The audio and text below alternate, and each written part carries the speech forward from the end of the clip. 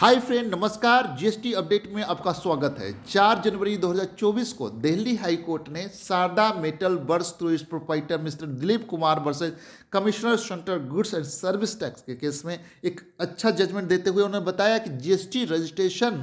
Cancellation based on objective criteria and not be a mechanical process just like a mere non-filing of the GST returns या possible ITC wrong availment या फिर इस guess के साथ की goods and services को supply करा without issuing of the invoice. एक गेस वर्क पे नहीं होना चाहिए, इस तरह का मैकेनिकल प्रोसेस से नहीं होना चाहिए। ऑब्जेक्टिव क्राइटेरिया होना चाहिए, उसका रीजन सॉलिड रीजन होना चाहिए और जो प्रॉपर ऑफिसर जो है उसको सॉलिड रीजन में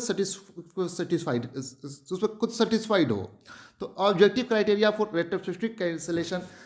के लिए section 29 subsection 2 of the central goods and service tax को रिफर करते हुए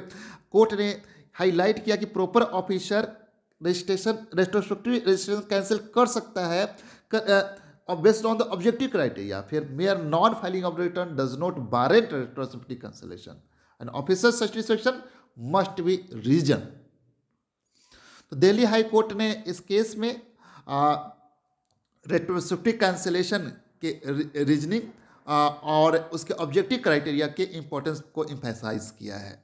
और इसने सो कॉल्ड नोटिस जो इम्पैक्ट ऑर्डर है उसके सो कॉल्ड नोटिस को सेट असाइड करते हुए इस पॉइंट को अंडरस्कोर किया कि clarity and fairness legal proceeding में होना चाहिए और उन्होंने कहा कि कोर्ट है while living room for further action ले सकते हैं, रिस्पोंडेंट ले सकता है, लेकिन वो लीगल प्रोसीजर के अलाइन करते हुए ले सकता है और पिटिशनर का जो राइट है फेयर हियरिंग का उसको दे। तो ये केस जो है, जो similar types of business person जो सिमिलर इश्यूज को फेस कर रहे हैं कैंसिलेशन ऑफ रजिस्ट्रेशन के कारण, तो उसके लिए बहुत ही अच्छा जजमेंट है और ये हाईलाइट करता है कि ट्रांसपेरेंट एंड रीजन अप्रोच होना चाहिए टैक्स रिलेटेड मैटर को